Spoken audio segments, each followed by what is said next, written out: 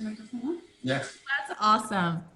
All right, so good morning, everyone. Oh, here's Shell. Let me let Ashley in. All right, so good morning, everyone. Happy Tuesday. It's another week to work and to see our friends and our colleagues via computer. Some people see them via in person. But this is what we have. Technology is our friend these days, and that's why we are happy to host Text PC Solutions, who are our IT friends. They help me with so many things since I've been here, so I'm very grateful to them. I'm going to do some, or not I am, but let's do some self-introductions. We'll just say hello and where you're from.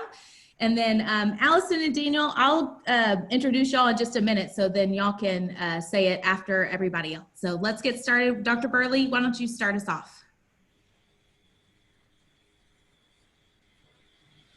There we go. I'm Dr. Burley, and I am the owner of Burley Chiropractic with my wife, Denise. I'm not sure where she is in the middle of your screen, but anyway, she's waving. She's the office manager here, and we actually just hired Daniel and his company to get us up and running because we were pretty much paper before, I don't know, 6 months to a year ago at the max with just minimal computer and IT stuff. So we're babies. Yeah. We need help, for sure. Well, that's why they're here, so that's wonderful. All right, Miss Denise, why don't you go ahead? As he said, I'm the Oh, and we are also. You. Oh, there you go. No, go ahead. Oh, sorry. Office manager at Burley Chiropractic. We also have insurance for all ages, where we help people age 65 or over or under 65 with healthcare, individual health insurance. And not just that, she helped me with my healthcare too. So, all ages, insurance for all ages. All right, Raina, go ahead. Hi, everyone. My name is Raina, and I do business development for Shell Federal Credit Union. We are a full financial institution. We're just down Beltway and Monroe by the Target. So we have 10 other locations, but yeah, that's, I'm just ready to be out in the community and stuff. So if you guys need anything, you guys can always reach out to me or Ashley. Ashley actually takes, she does the same, but she takes care of the north side. I take care of the south side, so. Thank you, Raina. I know y'all have been out in the community. I saw y'all's latest pet food drive, yes. Which had some great participation. So good for y'all. Thank y'all for all that you do in our community as well. Ashley. Thank you. Hi, everyone. As Raina said, my name is Ashley. I also do business development, but for the north side of Houston. So I take care of Spring, Humboldt, Katy, Channelview. I mean, I think Raina pretty much covered it, but we are opening our Baytown branch within the next, I think, month or so. So we're super excited about that. And we are hoping to have a ribbon cutting for it. But with everything going on, we're still, kind of trying to figure out the, the dynamics of that. So yeah, that's it. Thank you.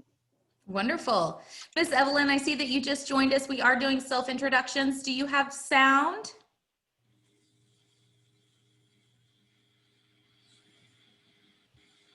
All right, maybe she doesn't have any sound.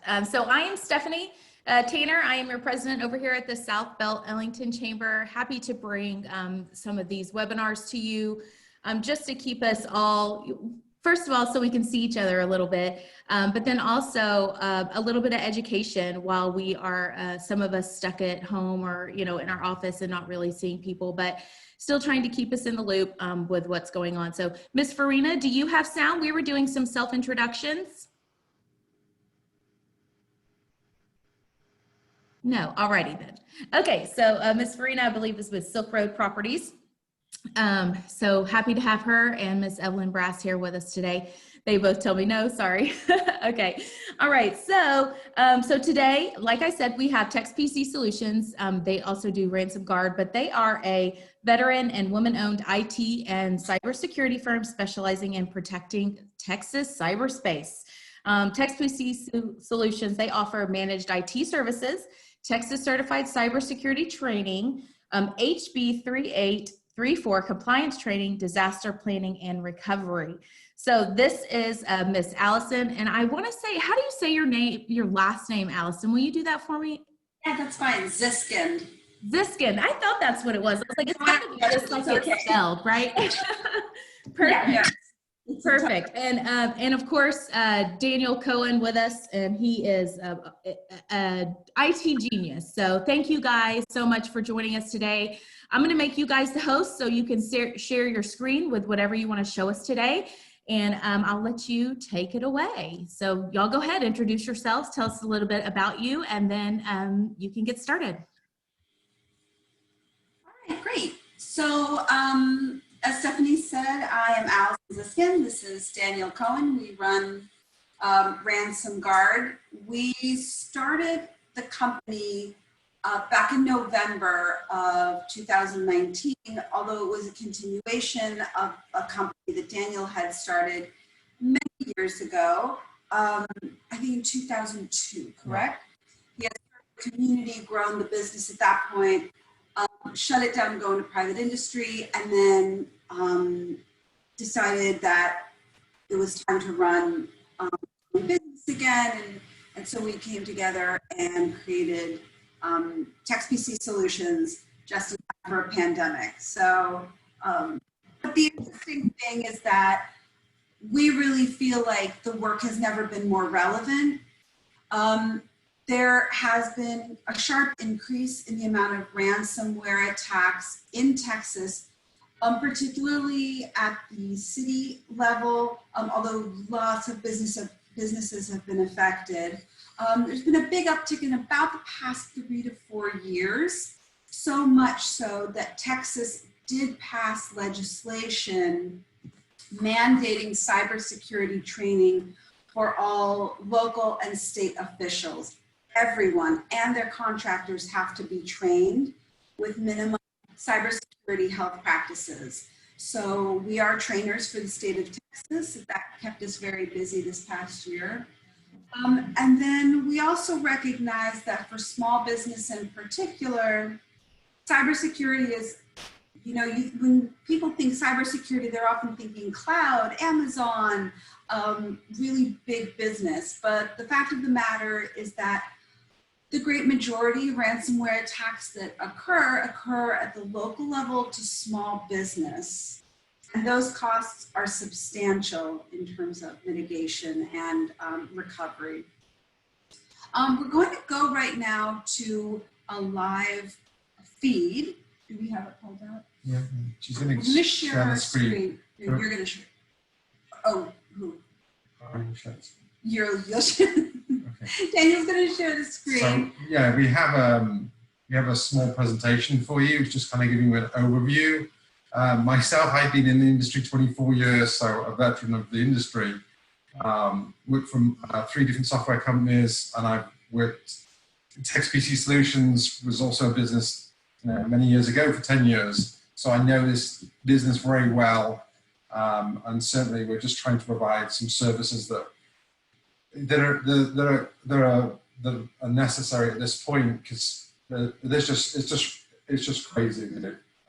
Sorry, it's really a lot going on in the IT world, and it really is something that you need rather than something, oh, it's just an extra. It's kind of like you need a phone to make a phone call. It's all part of it. Unfortunately, this is the situation we're in now. So we have a small presentation for you guys. Are you sharing the screen with me? Let me share the screen. Yeah, I'm going to share the screen and then go to the cyber attack link.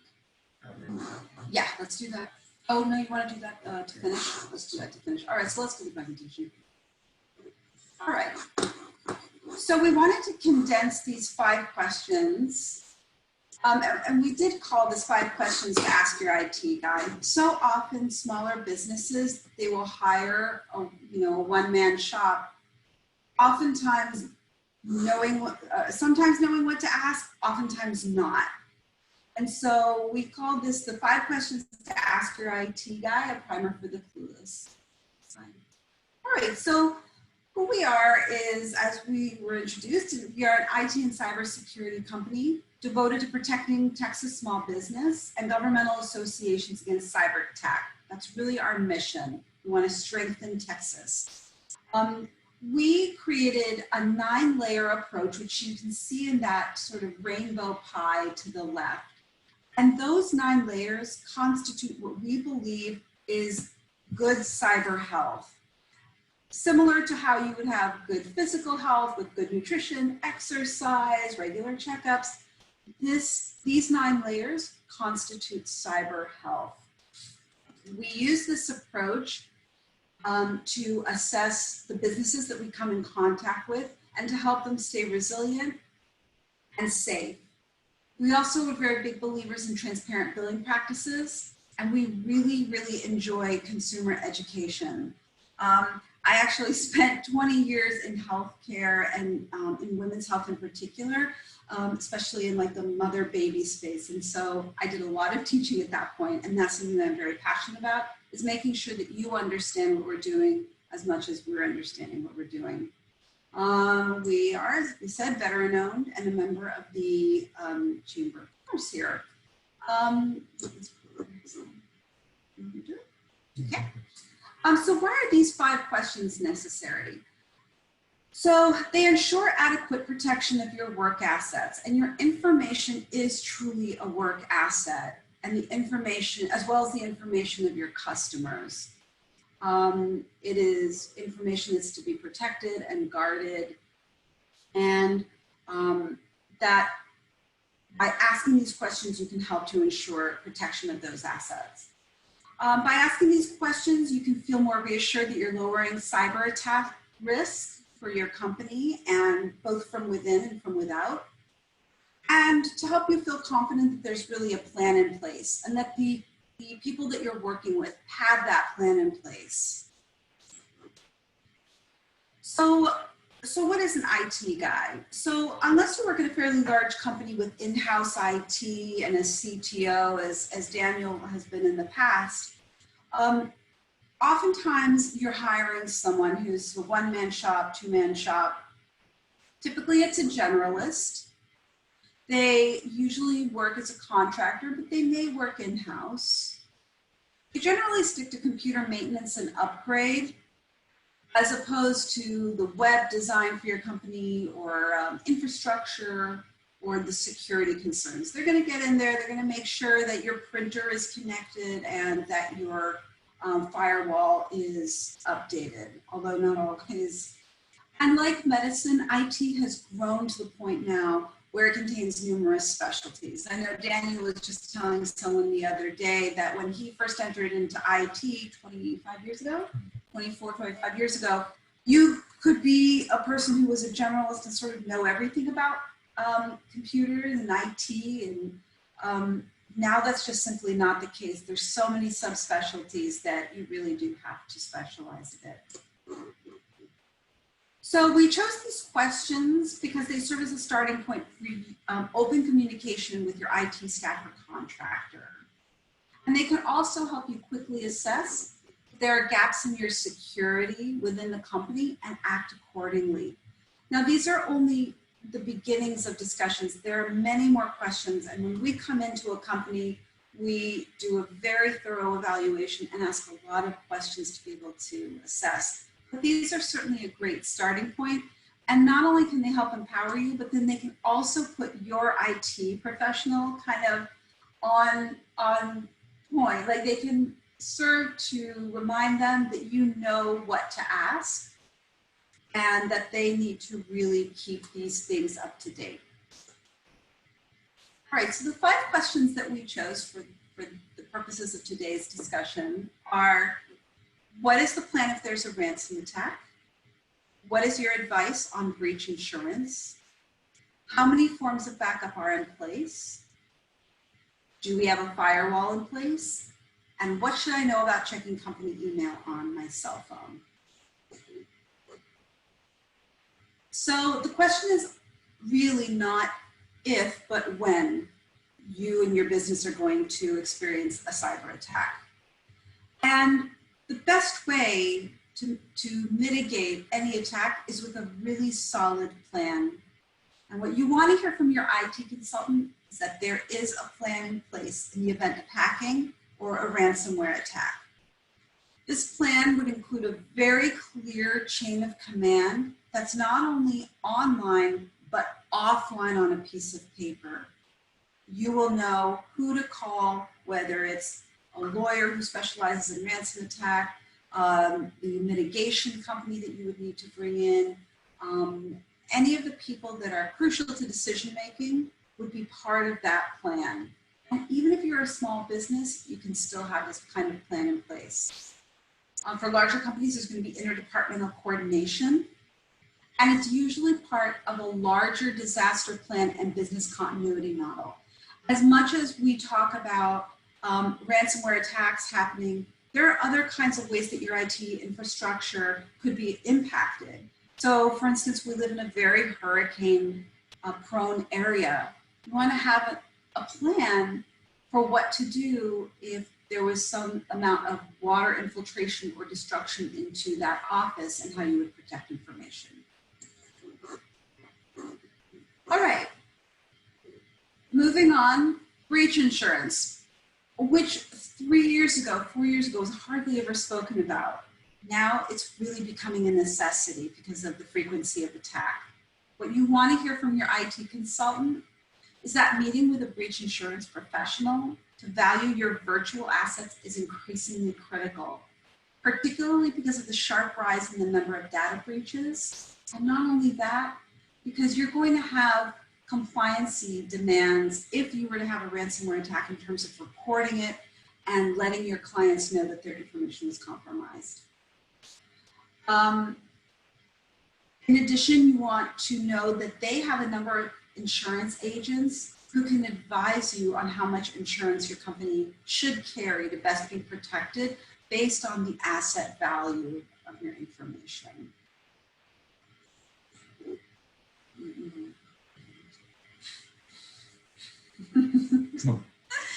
You're doing great. So how many forms of backup are in place? So I used to think you just put it onto a disk and, you know, there you go, you're fine. That is not the case anymore. I've definitely gotten a very big education from Daniel about backup. And we are a little bit crazy about backup now, and for good reason. What you want to hear from your IT consultant is that you have a combination of on-site backups and off-site backups in place. And for us, that can include both on-site within your office space, off-site, that may include physical servers that are planted at remote locations that would be unimpacted if something occurred, such as a hurricane, as well as cloud backups. One of our clients, we must have 4 or 5 different kinds of backups, but you better believe if we ever got hit, we're going to be back up very quickly. Yeah, so you have the, you know, there's the on-site and the off-site, and the primary difference is the on-site is, you know, it's pretty immediate. I lost a file, I deleted something went, you know, went astray. How do I restore it? And it's normally something you could restore pretty quickly. And off-site tends to be a little bit more long-term, certainly if there's a bigger disaster. But even if you needed a file on the fly and you were on vacation, you could easily get that restored. If you're on vacation, you could easily get that restored from the off-site backup. Most of them are based, when I talk about off-site backups, they're normally cloud-based backup solutions, and there's hundreds of them. It's just a matter of making sure you get with one that's secure. Encryption's very big, very important, especially for a lot of the compliancy now.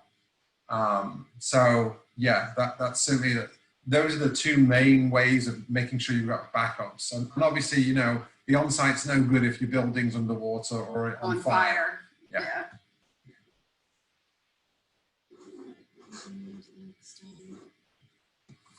So firewalls. You want to ask if there's a firewall in place.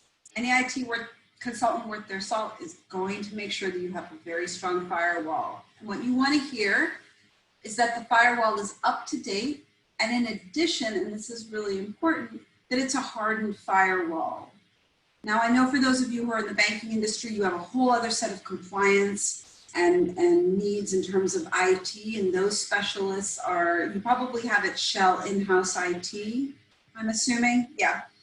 But for any business, a hardened firewall, so let me define a firewall first. So the definition of a firewall is a network security system that's basically monitoring and controlling the incoming and outgoing network traffic.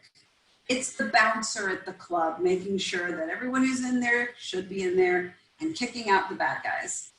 A hardened firewall is a firewall where it's constantly managed and updated. So you're circulating and making sure that everything is right up to date to respond to new viruses and new threats, which are constantly coming up. And its settings are specifically used to prevent ransomware attack and other cyber attacks. All right, number 5. Where did power? So this is a big one that a lot of people oftentimes don't think about.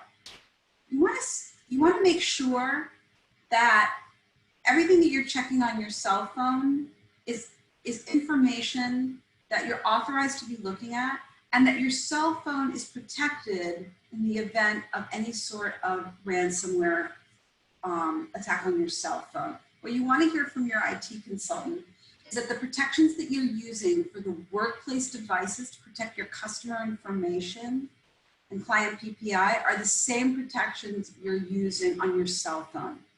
So that might mean strong antivirus protection, very powerful passwords, so not your pet's name, and other protections such as two-factor authentication. This is really relevant for businesses that have additional compliance needs, such as those that are dealing with HIPAA or financial services sector. So by starting with these 5 questions, we hope that that can begin a discussion between you and your IT staff or consultant that can be very empowering. We want to help you to understand your business's protection of all of those vital assets. Plan for capital improvements in case infrastructure needs demand it, and protect customer information. So, I mean, just to wrap that up, it really is becoming more and more important. And we talk about insurance, but the insurance is starting to lead the way in the sense that the lists are getting longer and longer, and it's pages and pages of requirements to be able to get insurance, because the insurance knows if you have a ransomware attack, it's going to be hundreds of thousands, maybe millions, depending on how big you are and how much PII gets stolen, and that's that personal information. And basically, you'll get fined if that PII and a lot of compliancy, if it gets stolen, that PII is really important. So the insurance knows that, so they're weighing that up. And for them to say, okay, I'm willing to insure you, you have to, I wouldn't say jump through many hoops, but the list is getting longer and longer as far as what's required from them for them to feel comfortable insuring you. Just like a house, you know, it's not, you get those discounts if you have an alarm system, you get another discount if you've got something else, you know, it's attached to the fire department. You know, those kind of things, it's becoming more and more predominant with the insurance companies. So I kind of feel like IT is being led a lot by insurance, and even they're still kind of figuring it out, going, okay, well, we're only going to protect you if you've got this, this, and this in place. So it really, you know, we are leaning more and more onto that. And like I said, it's not a matter of, you know, how can I protect myself against ransomware, but it's also about how do I restore from that and move forward from that. It's more of, because it's just predominant. I mean, I read every day so many different companies are being attacked. And we're going to finish with a connection to a website, and it's just one of many that shows you that there is all the time tens of thousands. So what we're going to be looking at is a map of real-time attacks happening right now, obviously real-time. And these are from around the world.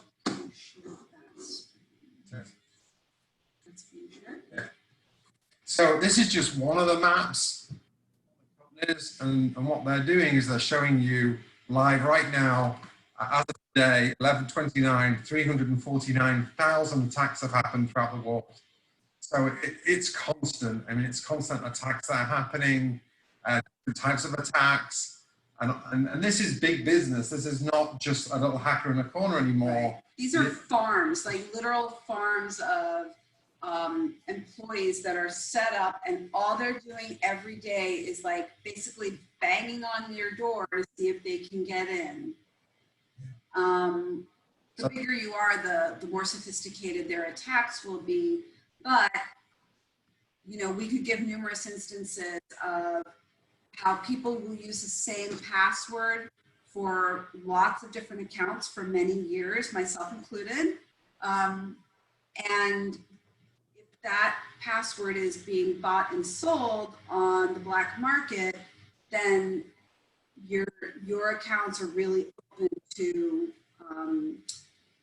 identity theft and to financial and information theft. Does anyone, we'd love to open the floor for any questions. Anyone wants to chime in? I don't have any questions, but I will say, you know, thank you so much. I honestly, I had not even thought about insurances. I don't know why, because I know of, you know, big businesses being hacked and personal information being stolen, and but I never really thought about the back end of that.